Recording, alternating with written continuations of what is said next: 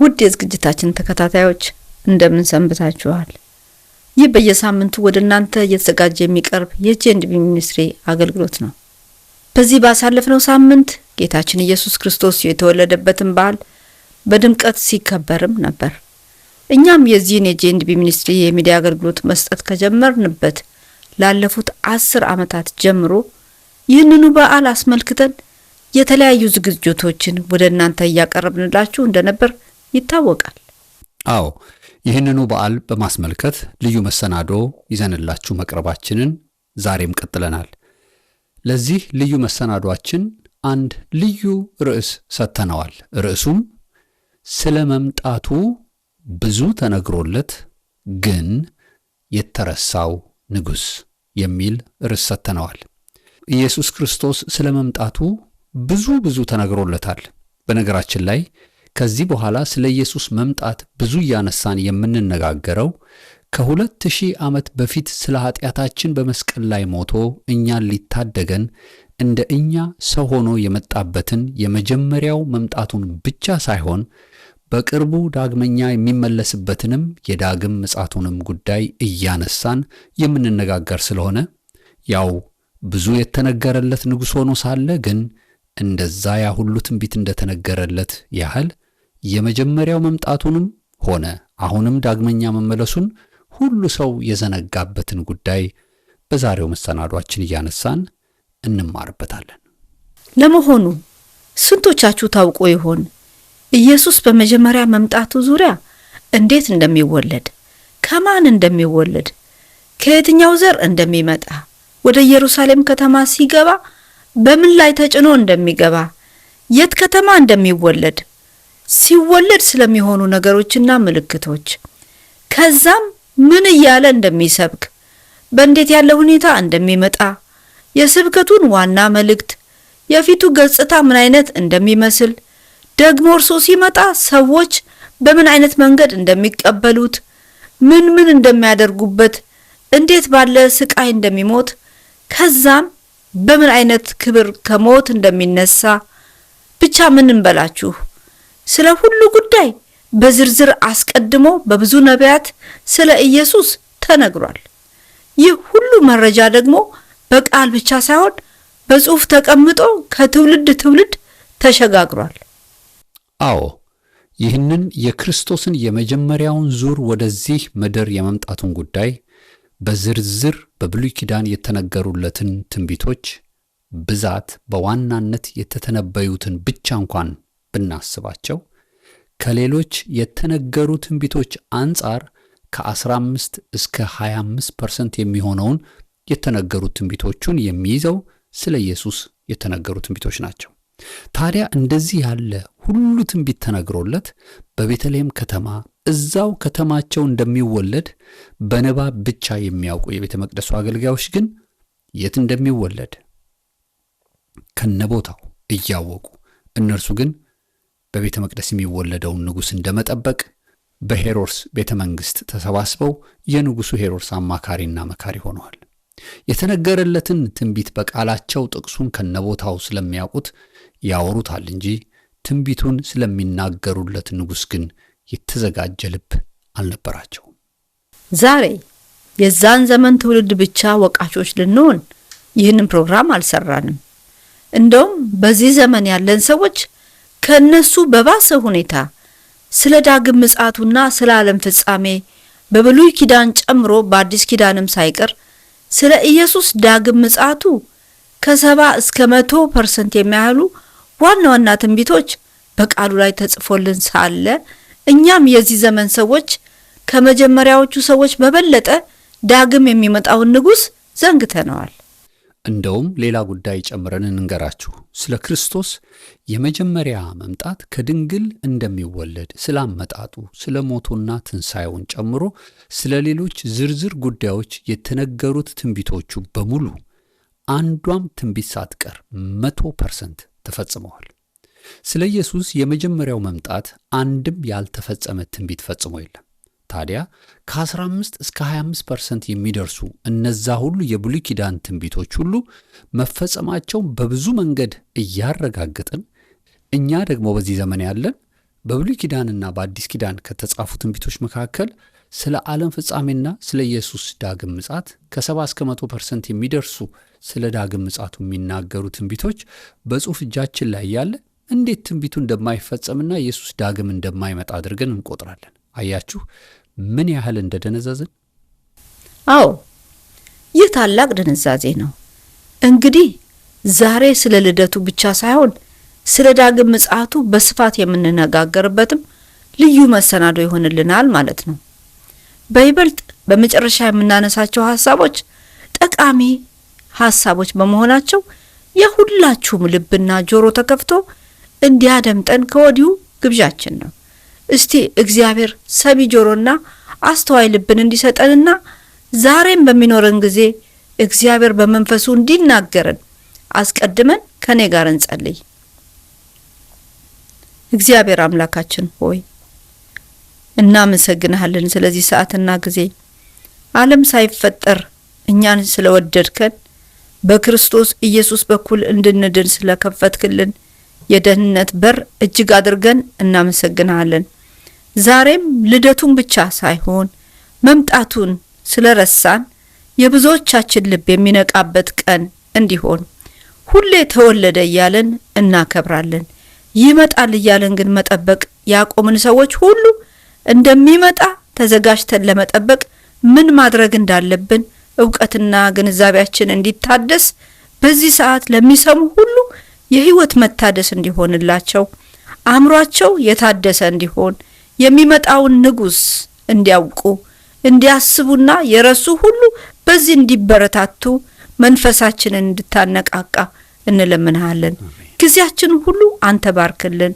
በጌታ በምትወደው ልጅ በክርስቶስ ኢየሱስ ስም አሜን።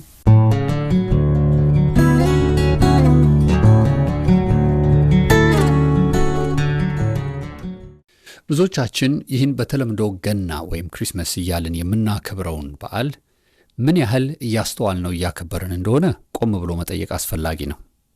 ይህንን በዓል ከሕፃን እስከ አዋቂ ከአምላኪ እስከ ከሃዲ እንደሚወደው ታውቃላችሁ። ሕፃናት በዚህ በዓል ወቅት አዲስ ልብስና አዲስ ጫማ እንዲሁም ስጦታ ስለሚገዛላቸው እጅግ በጣም ይወዱታል። አዋቂዎችም በቤተሰብ ደረጃ በጓደኛ እንዲሁም በዘመድ ሁሉ ሳይቀር የእርስ በርስ ስጦታ መቀባበያ ወቅት በመሆኑ በዓሉን በጉጉት ይጠብቁታል።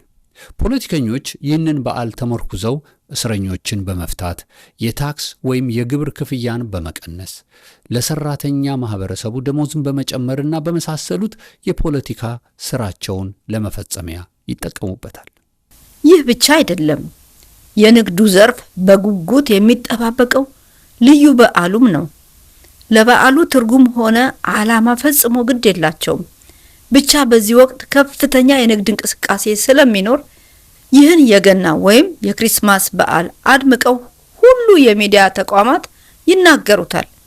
ይህንን ወቅት ተገን አድርገው ታላቅ የገንዘብ ዝውውር ያደርጉበታል። እንግዲህ ለዚህ ነው በመግቢያችን ላይ የሰጠናችሁ የዛሬውን ርዕሳችንን ስለመምጣቱ ብዙ ተነግሮለት ግን የተረሳው ንጉሥ ያልናችሁ ለዚህም ነው።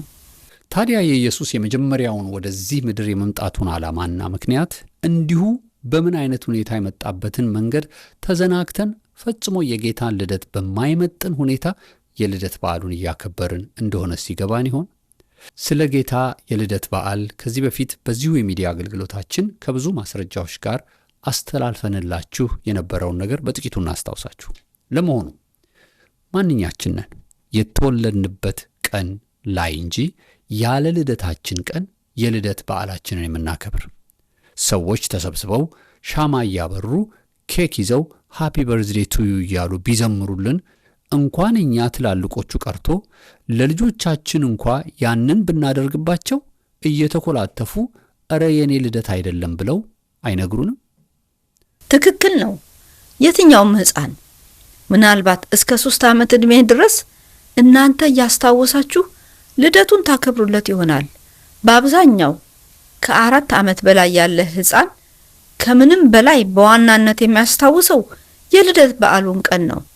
ታዲያ የ4 ዓመት ሕፃን ልጅን ልደቱ ባልሆነ ቀን ልደት ነው እያልን ብናከብርለት ጭንቅላቱን ግራ እንደምናጋባው ሁሉ ኢየሱስንም ባልተወለደበት ቀንና ወራት ውስጥ ሆነን ዛሬ እኮ ልደት ነው ብሎ ማክበር ይህ ዓለም ሁሉ የሳተበት ጉዳይ መሆኑ እኛንም ይህንን ዕውቀት ካወቅን በኋላ ግራ እንደሚገባን ጉዳዩን የተረዳን ወቅት አስተላልፈንላችሁ ነበር።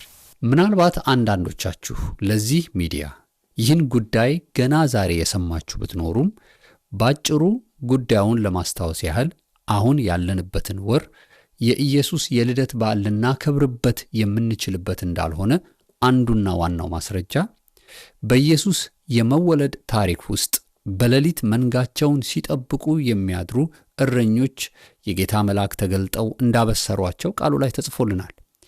እኛም ብዙዎቻችን ልጆች ሆነን እረኞችን መስለን የገና ቲያትር በቤተ ክርስቲያን ወይም በትምህርት ቤት ውስጥ ሰርተን እናውቃለን። ታዲያ ኢየሱስ በዚህ ወር ከሆነ የተወለደው በቤተልሔም በዚህ ወቅት ያለውን ከባድ ብርድ ያውም በኩለ ሌሊት እረኝነት የሚያድሩ እረኞች ነበሩ ብሎ ማመን እውነታን እና ታሪክን መደባለቅ አይሆንብንም? ይህ ብቻ አይደለም። ከሩቅ ምስራቅ ኮከቡን ተከትለን መተናል ያሉ ሰባ ሰገል በዚህ ወር ከሆነ ኢየሩሳሌም ቤትልሔም የደረሱት እንዴት ነው በዚህ ወቅት ከዋክብት በሰማይ ላይ ሊታዩ የሚችሉት ብለን መጠየቅ አለብን። ምክንያቱም ይህ ወቅት ሰማዩ ጥቁር ደመናን የሚለብስበት ወቅት እንጂ የጠራ ሰማይ ስለማይታይም ነው። እንግዲህ የኢየሱስ የልደት ቀንና ወሩ ወደዚህ ወርና ቀን መቀየሩን ዛሬ ብዙ አይነት መረጃዎችንና ጽሑፎችን የምናገኝበት ዘመን ላይ ስለሆንን ስለዚህ የኢየሱስ የልደት ወቅት ጉዳይ እናንተው እንድትፈትሹት ለእናንተው ይህንኑ የቤት ሥራ እንሰጣችኋለን። እኛን እያሳሰበን ያለው ኢየሱስ በየትኛውም ወርና ቀን ተወልዷል ተብሎ የልደት በዓሉ መከበሩ ላይ ሳይሆን ጭራሽ ተወልዷል በሚባልበት በዓል ላይ ግን ስለተወለደው ንጉሥ የሚናገር አንድም ነገር አትመለከቱም። አንድ ነጭ ሽበት ያለው ቀይ በቀይ የለበሰ ወፍራም ሰው የገና አባት ተብሎ የበዓሉን ትኩረት መሳቡን ተወልዷል የምንለውን ንጉሥ የሚያስረሱ ብልጭልጭ ነገሮችና ሰው የሚሸቱ ነገሮች ብቻ ያሉበት መሆኑን ስናይ ብዙ ተነግሮለት ግን የተረሳው ንጉሥ የሚል ርዕስ ለፕሮግራማችን ለመስጠት ተገደናል።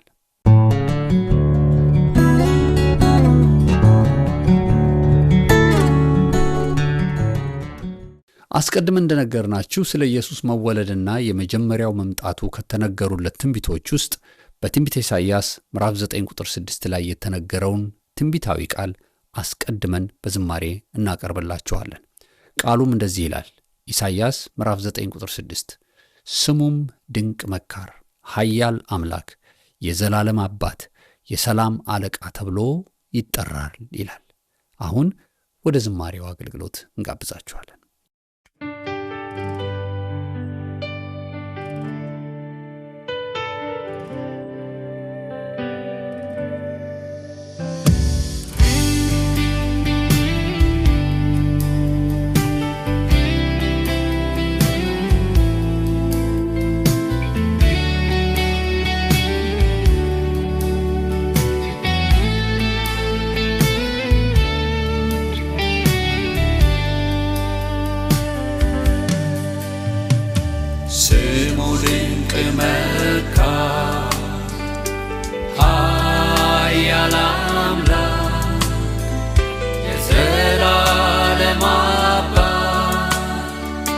የሰላም አለቃ ተብሎ ይጠራል።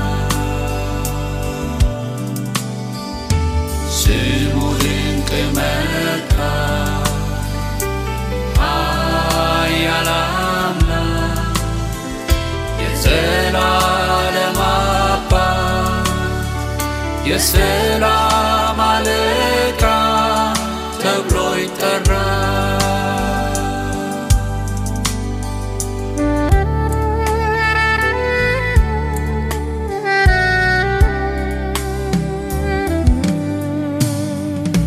ስም ሁሉ በላይ ስም አለ፣ ለዚህች ዓለም ኢየሱስ መፍትሔ ነው።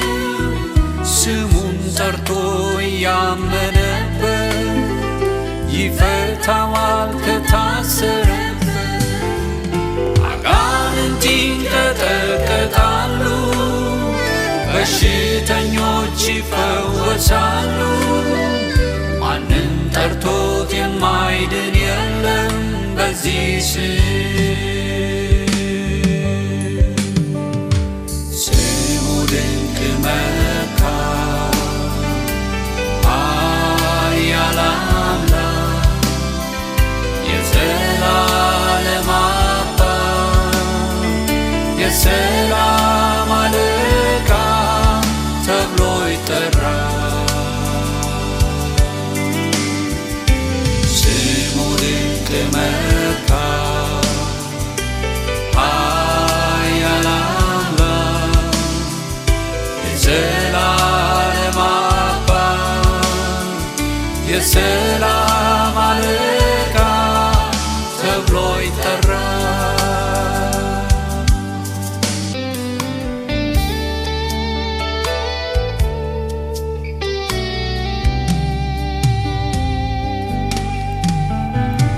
የኢየሱስ ስም ድንቅ ስም ነው። የሚሠራው ታምር ብዙ አለው። ያስደነቀ የእርሱ ስም ብቻ በሁሉ ላይ የለውም አቻ። የስሙ ኃይል ያላስደነቀው እንደውም ያላንቀጠቀጠው ያልተማረከውስ የቱ ነው? ታላቅ ነው ስሙ ድንቅ መካር ኃያል አምላክ የዘላለም አባት የሰላም አለቃ ተብሎ ይጠራል። ስሙ ድንቅ መካር ኃያል አምላክ የዘላለም አባት የሰላም አለቃ ተብሎ ይጠራል።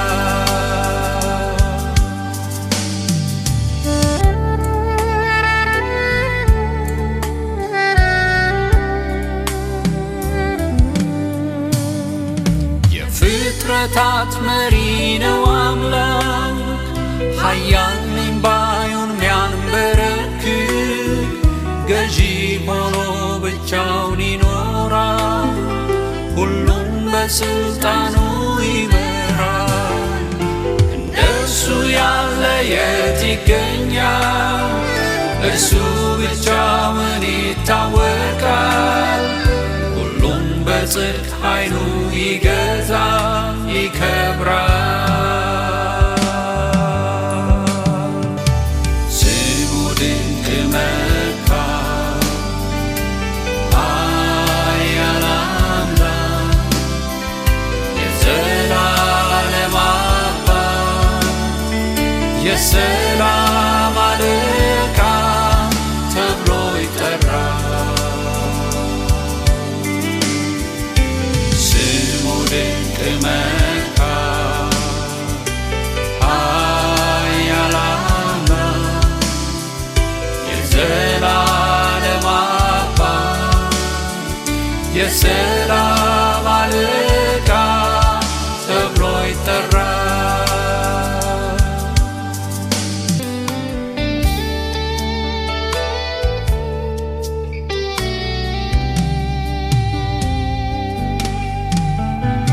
እንደርሱ ያለ አባት የት ይገኛል? አባትነቱም ይመቸናል። የአባትነት ልቡ ያረካል። ለዘላለም አባት ሆኖናል። አባትነቱ ራሱ ገልጧል። አባት ላጡት ፍቅሩን ይሰጣል። በአባትነቱ ያስደስተናል ያኮራል። ስሙ ድንቅ መካር ኃያል አምላክ የዘላለም አባት የሰላም አለቃ ተብሎ ይጠራል።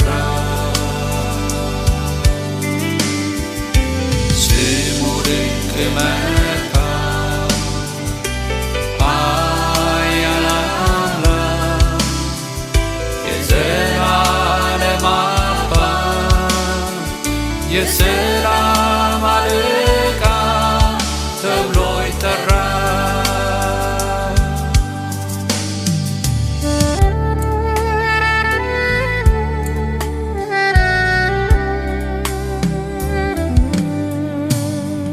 ሰላም ይሰጣል ይሄ ስሙ፣ እረፍት ያመጣል በዓለም ሁሉ። የሰላም አለቃ ነውና ሰላም ይበዛልናል ገና። እርሱ ያለ ሰላም ያረካል፣ አምኖ እርሱን ማን ሰላሙን ያጣል? የሰላም አለቃ ለሆነው ክብር ይሁን። ስሙ ድንቅ መካር ኃያል አምላክ የዘላለም አባት የሰላም አለቃ ተብሎ ይጠራል። ስሙ ድንቅ መካር ኃያል አምላክ የዘላለም አባት የሰላም አለቃ ተብሎ ይጠራል።